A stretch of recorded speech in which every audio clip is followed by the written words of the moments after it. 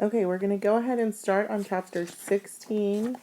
Remember, we ended chapter 15 with the man in the yellow suit bribing the Fosters for their land in order for the location of their daughter.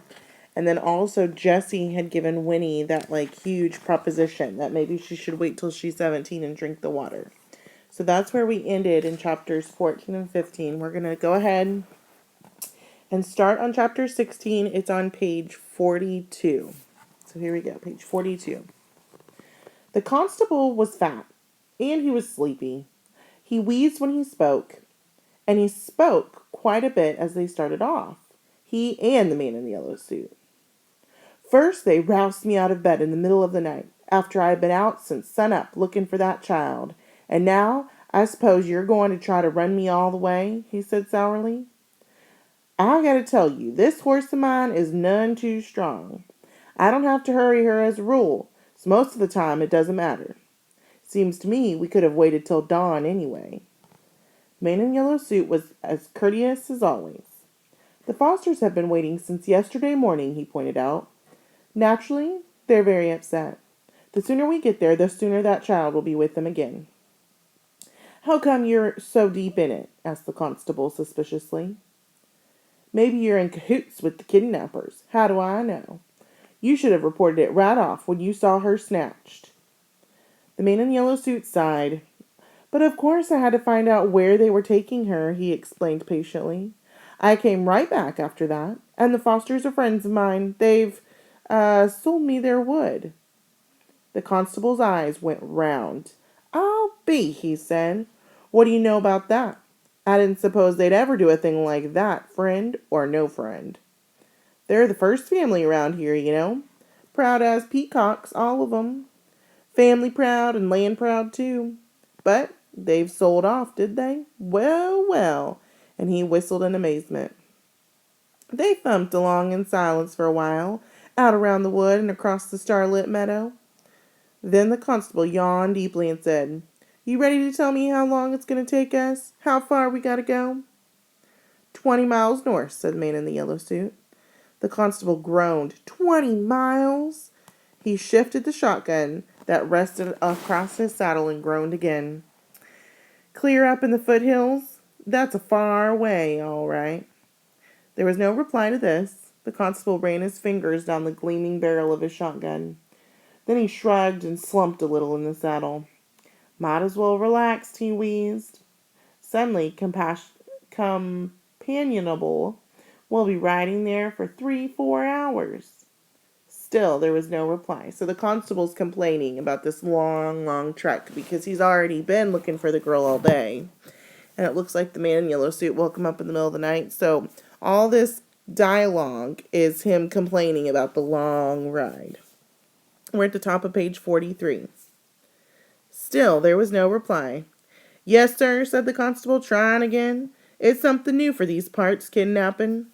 Never had a case like this before I know of, and I've been in charge for going on 15 years. He waited. You don't say so, his companion said at last. Yep, that's a fact, said the constable, with evident relief.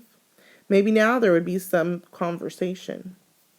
Yep, 15 years, seen a lot of trouble in 15 years, but nothing quite like this. Of course, there's the first time for everything, as they say. We got a brand new jailhouse. Did you notice? Listen, it's a dandy. Give those folks nice and clean accommodations, he chuckled. Of course, they won't be there for long. Circuit judge will be coming through next week. He'll send 'em over to Charleville, most likely to the county jail. That's what they do for your serious crimes. Of course, we got a gallows of our own if we ever need it. Keeps down trouble. I think just having it there. Ain't ever used it yet. That's because they take care of the serious stuff over in Charleville, like I say. The constable paused to light a cigar and went on cheerfully. What you got planned for that piece of foster land? Going to clear her? Put up a horse or a store maybe? Put up a house or a store maybe. No, said the man in the yellow suit. The constable waited for more, but there was no more. His sour mood returned. He frowned and shook the ashes from his cigar. Say, he said, you're kind of close-lipped feller, ain't you? The man in the yellow suit narrowed his eyes. His mouth above the thin gray beard twitched with annoyance. "Look here," he said tightly. "Would you mind if I rode on ahead? I'm worried about that child. I'll tell you how to get there, and I'll go ahead and keep watch." "Well," said the constable grudgingly, "all right if you're in such a ding-danged hurry. But don't do nothing till I get there. Those folks are likely dangerous. I'll try to keep up, but this horse of mine, she's none too strong. Don't see as how I could get her to gallop even if I tried." "That's right," said the man in the yellow suit. "So I'll go ahead and wait outside the house till you get there." He explained the route carefully, then dug his heels into the flanks of the fat old horse, cantering off into the darkness, where just a hint of dawn glowed on the edges of the hills far behind. The constable chewed on his end of the cigar. "Humph," he said to his horse. "Did you get a gander at that suit of clothes? Oh, well, it takes all kinds, as they say." And he followed slowly after, yawning, the gap between him and the man ahead lengthening with every mile. So the man in the yellow suit was annoyed with the constable asking so many questions. I think he was kind of getting nervous. So he told the constable, "Listen, I'm just going to ride ahead, so you don't worry about me." And he's ridden ahead, and now the constable's getting further and further behind. So I'm wondering what's going to happen between the time the man in the yellow suit gets there and by the time the constable gets here.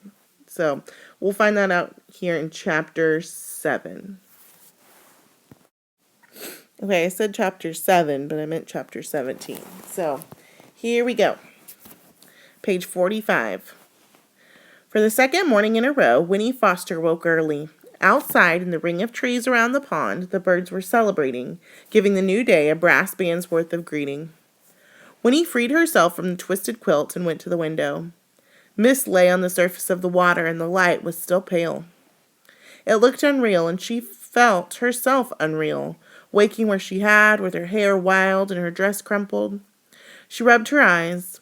Through the dewy weeds below the window, a toad hopped suddenly into view, and Winnie peered at it eagerly. But no, of course it wasn't the same toad, and remembering that other toad, her toad, she thought now, almost fondly, it seemed to her that she had been away from home for weeks. Then she heard a step on the loft stairs and thought, "Jessie!" At once her cheeks flamed. But it was Miles. He came into the parlor, and when he saw that she was up, he smiled and whispered, "Good, you're awake. Come on, you can help me catch some fish for breakfast." This time Winnie was careful not to make noise when she climbed into the rowboat. She made her way to the seat in the stern, and Miles handed her 2 old cane poles. "Watch out for the hooks," he warned. "And a jar of bait, pork fat cut into little pieces." A big brown night moth fluttered out from under the oar blades propped beside her on the seat, and wobbled off towards nowhere through the fragrant air. And from the bank something plopped into the water. A frog! Winnie caught just a glimpse of it as it scissored away from the shore. The water was so clear that she could see tiny brown fish near the bottom, flicking this way and that. Miles pushed the rowboat off and sprang in, and soon they were gliding up towards the near end of the pond, where the water came in from the stream. The locks grated the oars, dipped and swung, but Miles was skillful. He rowed without a single splash. The dripping from the blades as they lifted sent rows of overlapping circles spreading silently behind them. It was very peaceful. "They'll take me home today," thought Winnie. She was somehow certain of this, and began to feel quite cheerful. She had been kidnapped, but nothing bad had happened, and now it was almost over. Now, remembering the visits of the night before, she smiled and found that she loved them, this most peculiar family. They were her friends, after all, and hers alone. "How'd you sleep?" Miles asked her. "All right," she said. "That's good, I'm glad. Ever been fishing before?" "No," she told him. "You'll like it, it's fun," and he smiled at her. The mist was lifting now as the sun poked up above the trees, and the water sparkled. Miles guided the rowboat near a spot where lily pads lay under the upturned palms on the surface. We'll let her drift some here," he said. "There'll be trout down in the weeds and the stems. Here, give me the poles, and I'll bait the hooks for us." Winnie sat watching him as he worked. His face was like Jessie's, and yet not alike. He was thinner, without Jessie's rounded cheeks, and paler, and his hair was almost straight, clipped neatly below the ears. His hands were different too, the fingers thicker, the skin scrubbed looking, but black at the knuckles and under the nails. When he remembered that he worked sometimes as a blacksmith, and indeed his shoulders, under his threadbare shirt, were broad and muscled. He looked solid like an oar, whereas Jessie, well, she decided Jessie was like water, thin and quick.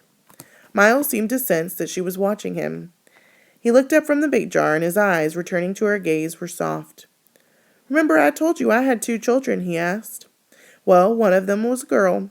I took her fishing too." His face clouded then, and he shook his head. "Her name was Anna. Lord, how sweet she was, that child. It's queer to think she'd be close to 80 now, if she's even still alive. And my son, he'd be 82. Winnie looked at his young, strong face, and after a moment she said, "Why didn't you take them to the spring and give them some of the special water?" "Well, of course, we didn't realize about the spring while we was still on the farm," said Miles. "Afterwards, I thought about going to find them. I wanted to, heaven knows. But Winnie, how'd it have been if I had? My wife was nearly 40 by then, and the children, well, what was the use? They'd have been near growed themselves. They'd have a pa close to the same age as they was. No, it'd all have been so mixed up and peculiar, it just wouldn't have worked. Then Pa, he was dead set against it anyway. The fewer people know about the spring, he says, the fewer people there are to tell about it. Here's your pole. Just ease the hook down in the water. You'll know when you get a bite." When he clenched her pole, sitting sideways in the stern, and watched the baited hook sink slowly down. A dragonfly, a brilliant blue jewel, darted up and paused over the lily pads, then swung up and away. From the nearest bank a bullfrog spoke. "There's certainly a lot of frogs around here," Winnie observed. "That's so," said Miles. "They'll keep coming, too, long as the turtles stay away. Snappers, now, they'll eat a frog soon as they look at 'em." Winnie thought about this peril to the frogs and sighed. "It'd be nice," she said, "if nothing ever had to die." "Well, now, I don't know," said Miles. "If you think on it, you come to see that there'd be so many creatures, including people, we'd all be squeezed in right up next to each other before long." Winnie squinted at her fishing line and tried to picture a teeming world. She said, "Yeah, I guess you're right." Suddenly the cane pole jerked in her hands and bent into an arc. Its tip dragged nearly to the water's surface.